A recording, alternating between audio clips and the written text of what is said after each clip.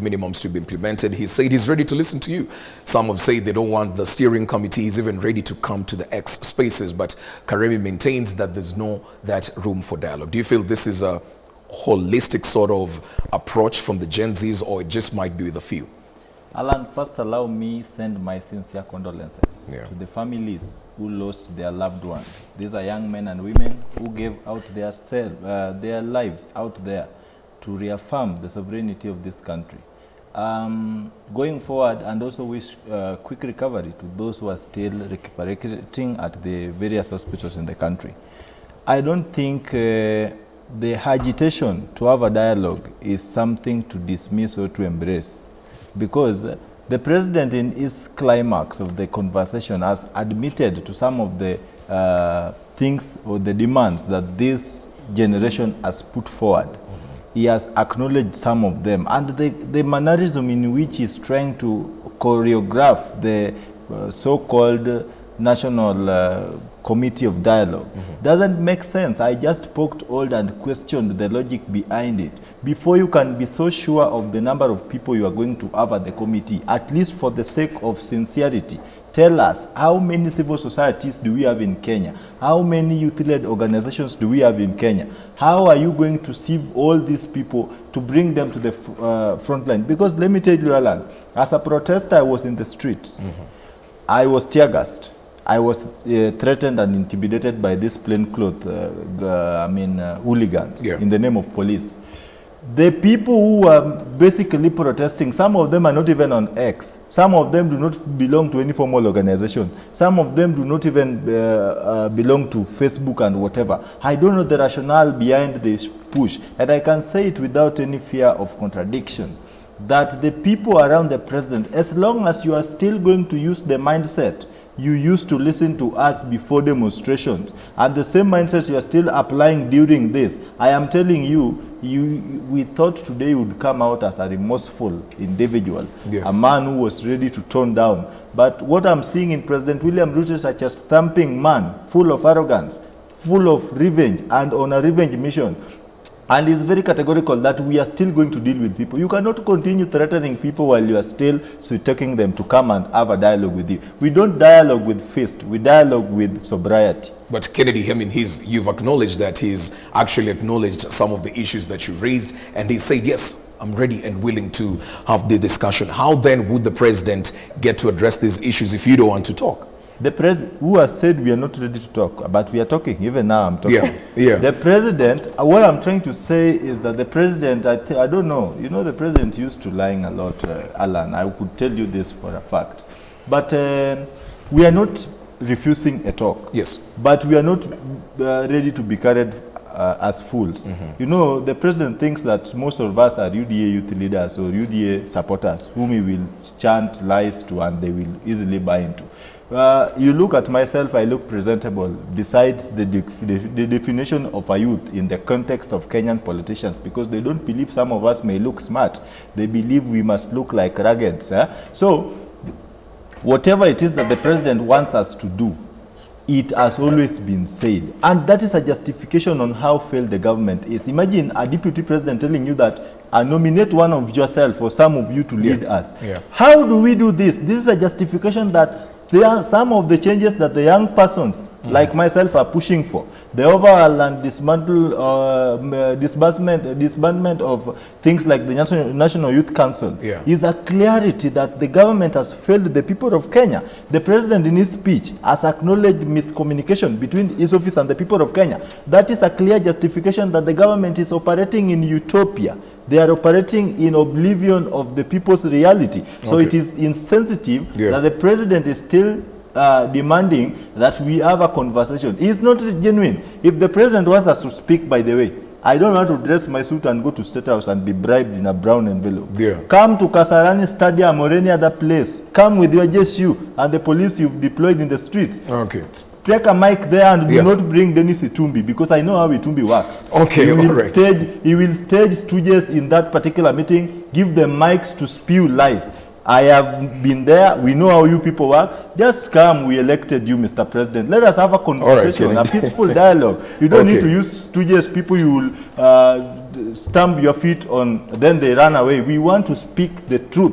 No one is here to fear. No one is here to disrespect. We only want to have a sincere dialogue if you really mean to dialogue with us. But before we can get there, you've heard what we've said. At least start by initiating. Fire the, dissolve the office of the First Lady. We only elected President William Ruto. We never elected Rachel Ruto. All right. Dissolve the office of the Prime Secretary and everything. All these unconstitutional officers. Dissolve them. Then come for the dialogue. Let's give Brian a chance to also come in on this. Of course, Kennedy, they're very passionate about the issues that you've stipulated that you want the president to look into and basically address. But he's said before the dialogue, there are bare minimums, but the president, from where I sit from, he explained himself. If you're operating within the rule of law, say for example, you want the ministers and the CSs to be fired, say for example, Mithikali Nturi, but he went through a due process and he was cleared. So where is the balance? Something has to give. I mean, on the president's side, he's trying to do things within the law, but you're also taking a hard stance. How do you feel about his engagement tonight? Actually, from his engagements, we see that the president has actually done well in setting questions for himself and answering them in a better way. Yes. You see, like, if I can touch on the issue of corruption, which brought in the CS Linturi, you know, we know what happened. The Kenya Kwanza are always the majority, and Linturi being one of the Kenya Kwanza guys, in any manner of ways, he will have survived. So what should just be done is the president, and for that fact, he acknowledged that he understands what the Kenyan youths want, and he knows the issue. And the fact that the Kenyan youth have clearly demonstrated that they are not ready for the dialogue or to sit down because they are leaderless, the president should just go ahead and start implementing those grievances one by one. And I'm sure if he implements 1, 2, 3, maybe the Kenyans can think of toning down on their demonstration because he has shown some sign on that. But as it stands, the president is just he has communicated and he has shown that he is adamant, and we can learn that it's either his way or the highway. So what should be done is, at first in this dialogue, I really expected the president to completely discuss on the issues around the judicial killings that has happened in the past 2 weeks, the issues to do with abductions, which is happening, and the rule of law, which has been totally disregarded. I don't want to say. So the president should have really talked about it, and we have seen what he has done. He has completely denied that actually it's the criminals who did that, and I'm tending or I'm surprised if the criminals are still working with the government, because we saw it was covered widely that the police handled the Kenyans in a manner like animals, actually. So if the president has denied that actually there were no instances of brutality, there were no instances of abductions, that, like what we just witnessed today, one of the former leaders being abducted. So the president should actually come back to his senses and realize that these the agitation of the Kenyans will not stop any soon if he is not ready to work around them. Because on the issue of dialogue, actually, who is he going to dialogue with? We have youth who are demonstrating from central Kenya. We have youths who are demonstrating from coastal Kenya, western Kenya, Nyanza, all over the country. And you want only 2. How are we going to? All right. To I mean, let me come to George. Yes, we understand the Gen Zs want to be hard. You have bare minimums that have to be achieved. But at the end of the day, somebody would argue there needs to be some sense of order. There needs to be a calculative approach at how you're looking at these issues. Say, for example, as Kennedy's right here, he said is very much presentable. There needs to be people who are at the table. Everybody cannot be at the table. Do you feel the same way? First of all, I will just echo what has already been said. One of the key demands that has been presented is that Ruto must resign. So I don't know why we are going to a table of a man that we have said must resign. That is something I do not understand. Ruto, resign. It is simple. But that is the bare minimum at this point. But that's let me get to your point on order. Let me get to your point on order. First of all, on order and the rule of law, we have had several people who have died. We have had a 13-year-old in Rongai who has been killed. Alfred Mutua was screaming and shouting about that police officer who lost his hands and saying that his blood is on the protesters. How much blood is on Ruto's hands based on the people who have died? But then again, Ruto is not a stranger to blood, and we know this. But again, on law and order, Ruto must himself become more disciplined in terms of engaging with Kenyans. The police, I've heard the word excessive force being used. It wasn't just excessive, it was unnecessary. Protesters were very peaceful. The people who are stealing, who are breaking into businesses, I was there in the protest. I saw there are people who are putting fridges on motorbikes and covering them up with number plates so that they can go with them. And those people were hired goons. When it comes to law and order, the president should not lecture protesters. Instead, he should actually take a leaf from us and understand what law and order looks like. All right, Kennedy, let's get to these extra judicial killings that, of course, is an emotive issue to most parents. And the issue right here is that the police are using excessive force. The president gave an example of a situation where somebody got hold of the police firearm, and that's when things escalated and got into a different direction. So I'm trying to understand, how then do you as peaceful protesters, what is that role you play in identifying and telling the police, you know what, these are not part of us. These are people who've come to infiltrate our protests, deal with them and not us. Where is that fine line to disassociate the two from each other? Before I can even respond to that, allow me to remind our viewers that pursuant to the provisions of Article 26(3) of the 2010 Constitution, the right to life is guaranteed across board. And it goes to say that a person shall not be deprived of life intentionally, except under the extent authorized by the Constitution. As a protester who took part actively in those protests, the peaceful protests that were turned violent by unprofessional goons unleashed by the state in the name of police, I can tell you for a fact, when I walk in the street armed with a placard, a flag, and a bottle of water, maybe I arrived in a Uber, also extended my lunch celebration to a nearby KFC, that do not amount to a treasonous, dangerous criminal that should be subjected to unnecessary police brutality. I have photos of police officers in the streets. I'm not saying this to put my security to jeopardy, but either way, something must kill a man. There is a police officer I saw who personally, individually instigated this violence. That was on 25th, the violent protest. This man was was allergic to a crowd of people, even 3 of them, and he was captured on TV. So when a police officer arrives in a peaceful protest, which is also a constitutional provision, you see, President William Ruto's government has violated the Constitution forward, backward. Article 37 says that every person unarmed has the right to peacefully assemble, protest, picket, and present petition to public authorities. Nowhere in the Constitution it said that you go to Central Police Station, request the police officer in charge to guarantee you the right to protest. To highlight on the failure of the state to protect the protesters, it is the responsibility of the police, just as they do in civilized societies that President William Ruto and this government has always compared Kenya to. They work, the other day you saw protesters in London, the police were standing next to them with a bicycle, just peacefully observing how the protesters were exercising their constitutional rights. These are Kenyans who are protesting in foreign lands and they are doing it peacefully.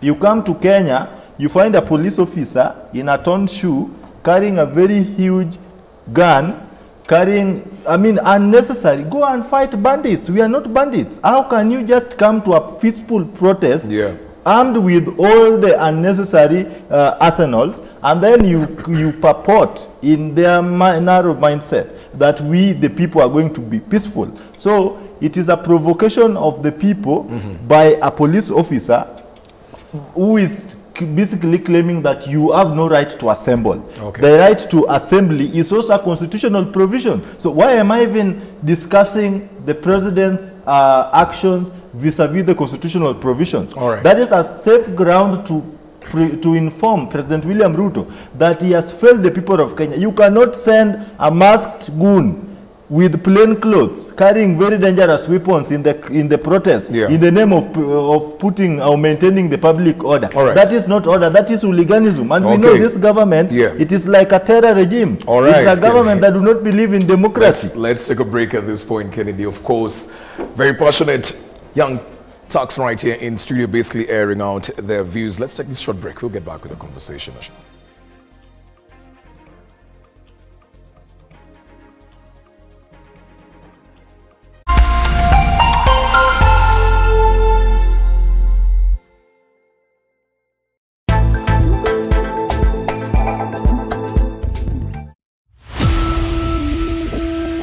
From Germany to your K24 TV screens.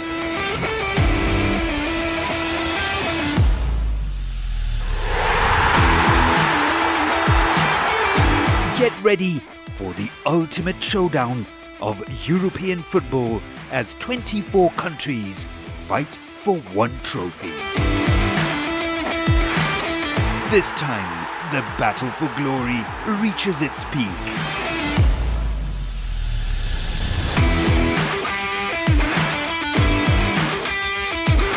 Make sure you catch this and much more on Euro 2024 Extravaganza.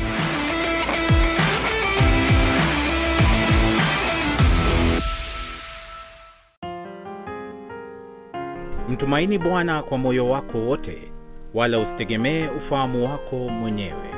Katika njia zako zote mtambue, naye atazielekeza njia zako. Mithali sura ya 3 mstari wa 5 hadi wa 6. Ili kuset Mtumaini Bwana kama skiza tune yako, dial *811 *618#.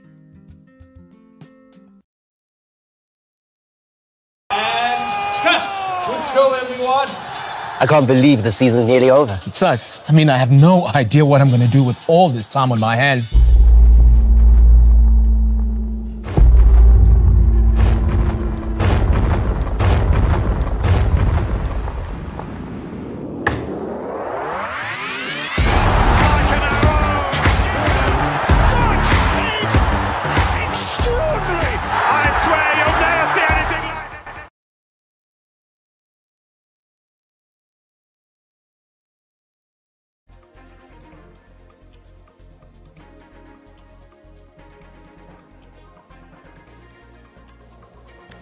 Well, welcome back. We've been engaging the Gen Zs right here in studio who are basically airing out their views on the just concluded interview with the head of state, President Dr. William Ruto. Let me come back to you with you, Karemi. I mean, looking at what the president said with regards to the finance bill, that was the major core of your plight as Gen Zs. You wanted that to be rejected before you can look at other things. It's been rejected. But the president has said we now have to go back to the drawing board, deal with the repercussions of actually rejecting that finance bill. And he says if we would have implemented it, we would have been a different nation in the coming days. Now that this is probably going to take us back a few years, do you feel like maybe it should have been approached differently? First of all, I don't trust his analysis that that's going to take us a few years back. Yeah. And the bottom line is we refuse to be taxed to death so that we can continue to pay interest on loans that we can't even account for. Mm-hmm. We refuse to be taxed to death. That is the bottom line. Mm-hmm. And the way he should be doing it is, and I remember in his speech he has considered that he agrees with the Gen Z that the CAAs and the office of the first lady and the office of the first daughter, they shouldn't exist. Yeah. And that shows incompetence in his part, because the fact that he let that happen is already a red flag, and that goes to the point that we don't trust him, and that's why you don't want to talk him, because if you cannot know what the Constitution provides for, and to go ahead and create your own imaginary offices that, and then he pointed out that a lot of our budget goes to paying salaries. Yeah. Why are we paying salaries of unconstitutional offices? All that money could have been used to improve the lives of many Kenyans. And the Kenya Kwanza MPs are very good. They really fall in line when the item on the agenda is their own financial and political interest. Yeah. He should talk to the Kenya Kwanza, the Kenya Kwanza group, and they should start thinking about the salaries. Our MPs are almost the best paid in the world. Yeah. That should not be the case. This is a service that you're there to serve the people, and you cannot the price to be an MP or to be an MCA or to be a president should not be the salaries that you're going to get. It should be the service, how you improve the lives of the people. So that is a very good way of finding more money to fund the projects that are going to be cut. So talk to your people, rethink how much money you guys get at the end of the month, and start thinking about how you can make the lives of Kenyans even better. Okay, I mean, Brian, when you're looking at, again, what the president talked about with regards to the finance bill, now that it's been dropped, he mentioned very clearly now he has to go and borrow to finance the current expenditure, because if that is not in play, then the government cannot budget. We don't know where to cut, where to put in more money. That therefore puts us in a sort of circle, in a catch-22 situation, because we have debt obligations, we are trying to clear this, but then again we're putting the country in this space. Do you believe the president is genuine when he says, now that you've dropped the finance bill, I have to go and borrow, which is something that he's trying to run away from? Yeah, actually, I still don't believe in what he said, and he is not genuine, actually, because just look at the structure of the government itself. Barely 2 months ago, we had a debate around the issues to do with the salaries, and we realized that our salaries, which is constitutionally, we are supposed to be at 35%. Yeah. Currently, we are at 46%. This only shows that there is a problem somewhere. And what he should be doing is just to look around his administration, both the national and the county governments. I mean, look at the ministries themselves. Yeah. Some ministries can work well when they are merged. We have some PSS and all those employees around those. So but this is a conversation he's already initiated. He talked and gave a directive that parastatals that are not necessarily functional and are not bringing in money, making profit, should be done away with, or they should be merged. I mean, these are some of the things that he's put a directive to be instituted. But now he's the president. Yeah. What stops him by waking up and saying that now the Ministry of Sports and Culture, we've combined them? So it's just mere Constitution. Talks. It's just mere talks. Yeah. Even if the Constitution said that he should not appoint the CSS, which he hasn't. But what he has done. Yeah. He said he hasn't appointed the CSS. He's just time frogging, just waiting for some. But he has the intention is there. Look at the offices of the spouses. They are there. They are given a lot of budget. Yeah. Now, still, we know we are in tough economic times. Why renovate the State House now? Was it leaking? Yeah? The walls of the State House had fallen. No, but they are spending unnecessarily. Yeah. Just in terms of administrative expense, there is a lot which is going to waste. Look at the delegations which are flying out on daily basis with no returns. Actually, today he tried to mention some few things here and there. Yeah. Completely, he went to China. Can he show us what?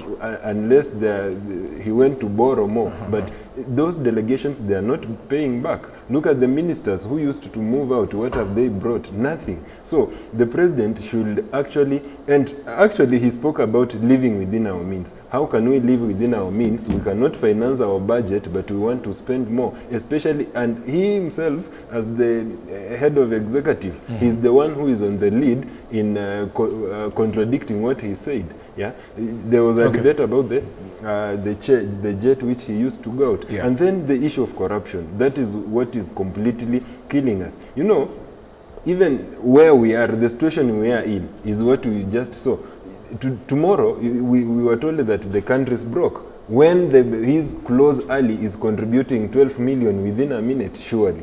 Okay, just before I come to you, George, I mean, Brian, the president, in terms of corruption, and he was asked that, he said they've tried to basically make a move on the same cause. He says the constitution is what basically encompasses this whole discussion, and we know the wheels of justice are rather slow. He mentioned of the officials who were fired from KEBS. He talked of the officials who were fired from the Kenya National Trade Union, and basically some of the things that he's been able to do, at least within the guidelines of the law. So when you talk about this corruption, and I said the Gen Zs have said fire Minister A, B, and C. So how then do you expect the head of state to balance between direct action and still play within the confines of the law? Okay, what I really expected, I expected him to give an example of anyone who was fired from the Ministry of Agriculture. Yes. Actually, everybody, I'm a farmer myself, I bought stones. Yeah. He says the officials are in court. He says all of them who are charged and responsible for the NCBB, they're in court, and it's due process.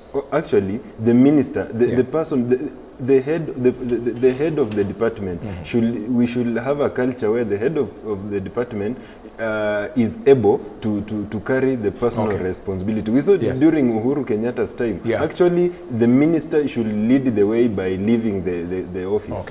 All right, I mean, let me come to you, George. When you're having this discussion with Gen Zs, and of course, as most of you have just stated right here, the constant word in this conversation is the president is lying, he's lying, he's lying. But then again, when you ask Gen Zs on what parameters are you basing this lies on, what would you say as George? What facts do you have to say that when the president says this, he's lying and this is the truth? I have a very good example of that. In the interview, we've heard President Ruto saying, I have dropped the finance bill. The finance bill is rejected. But he has emphasized in that very interview that the finance bill was excellent. That the only problem with the finance bill was miscommunication. And that all of the MPs who voted yes actually did a great service to this country. So at no point did he actually do an evaluation of the finance bill and come in and say, well, maybe the people who are protesting about this bill have a point that there's something wrong about this bill. No, he said, no, all of you are wrong. I am right, and the only problem that I have is on miscommunication. But then he still expects us to believe that he rejected the finance bill, it's been dropped, and that conversation will not happen again. How can we believe that? How? That is not possible. But also, there's also something I just want to bring up that is that the president has talked about severally, and it's to do specifically now with like the debt itself. First of all, there's a bit of a contradiction there between talking about balancing the books and development. You can't have those two going concurrently if you're talking about austerity measures and if you're talking about we need to tighten our budgets, but at the same time, we're going to carry out all of these massive development projects. It doesn't make sense. There has to be, you have to say that either we're going to have to like sacrifice on development for the meantime so that we balance our budgets and so that we can implement these austerity measures and pay our debts. Or you say, leave alone austerity, let's go full force, full throttle on development. And then on the whole thing of like appropriations. Who told him to sign the appropriations bill of 2024 that was tied to the finance bill of 2024 and then say now we have a problem of where we're going to get this money? You should have held off on signing the appropriations bill until he could have sorted out this whole thing of finance bill. That's his own mess that he created. He shouldn't blame us for that. Well, I'm out of time, but I just want to give each and every one of you a minute. Please just keep it under a minute so that I don't cut you short as you give your closing remarks. Let me begin with you, Kennedy. Yes.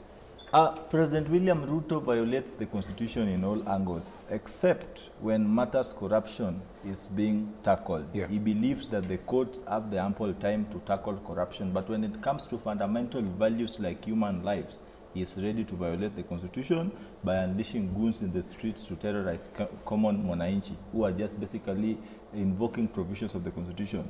The president has just lied now. He has said how the goons, the dangerous treasonous criminals, overpowered the police and took the guns and started shooting at the innocent citizens. I want to remind President William Ruto that some of us, we have the smartphones. videos are in the public domain. It is your goons who shot at the innocent citizens. And the description the president has given on the same capacity depicts a man who was actually seated somewhere and taking smart videos of what was happening. The only place the president is drawing the line is when to hold the goons in the name of police officers accountable on the murders that they committed on the innocent people of Kenya. As I went up, I want to tell the president that I have said over and over, without any fear or favor, that the sovereignty of the people of Kenya and the supremacy of the constitution that was promulgated in 2010 is out of question. We as young people, some of us are privy to constitutional provisions, because when the 2010 constitution was being promulgated in Kenya, I was a class 6 pupil. Copies of these constitutions were made available to most of the students. These people know very well what the constitution says. As you continue chest thumping and showing attitude of arrogance to the people of Kenya, I want to remind the president that this same generation is dealing with. These are men and women who burnt down schools entirely in 2016. This is a generation that the old tactics of dealing with demonstration do not fit them. The moment they sense blood, they turn into animals. We need to restructure and re-strategize on how we are going to handle these people. All right, Karimi, let's do this in under minutes. We refuse to be taxed to death so that so that the bottom line of IMF and World Bank is not messed up with. We are unhoused. The Mathare and Mukuru people, I don't think a lot of them have found alternative housing, so we are unhoused. We are starving. We don't have quality education. We don't have access to healthcare. We don't have the capacity to pay this debt. Mr. President, you work for the people of Kenya, not the IMF and the World Bank. So please represent us truly. And when you're negotiating with your bosses, because I saw a clip, he was laughing, saying, referring to the IMF bosses as his bosses. You don't work for the IMF and the World Bank, you work for the people of Kenya. Okay, all right, Brian, 30 seconds, take it away. Okay, actually the president should just come into his realization and handle the issues at hand. There's problems which are happening here in the country is because of the current issues which he is not ready to handle. The situation here is the people needs to be heard and they have the demands. It's not about, actually the conversation is not about employment or whatever, but the conversation is about listening to the demands that are there and adhering to them. All right, George, take it away, 20 seconds. Okay, so first I'll just quote a great man called Kwame Ture, who said, "You can never make an analysis of the oppressed in any aspect of their lives and leave out the oppressor." We have had this conversation of the IMF and the World Bank. I'd like to come in and just say something probably that Okeom Tata had already talked about. We have to audit our debts and pay those that benefited us. Those that do not benefit Kenyans should be paid by those who benefited from it. If we are having a budget and economy that is entirely planned around debt and debt restructuring, how will we ever break free from the chains that the IMF and the World Bank have placed on us? And one more thing I'll just have to say. I personally had a message that I was trying to spread on the streets. We will not be recolonized as Africans. And to whoever is listening out there, we are aware of the plans that you have. We will make sure that we fight until we have a free and independent Africa. All right there, George. Well said. You've had it from the young Turks right there. Quite passionate about this whole conversation. Hopefully, the president gives in to those very same demands. As I've always said, time will tell. That's just about it for tonight's Sunday Review segment. I'm Alan Owino. Our sign language interpreter for this session has been Evelyn Wangoi. Do have yourself a lovely one.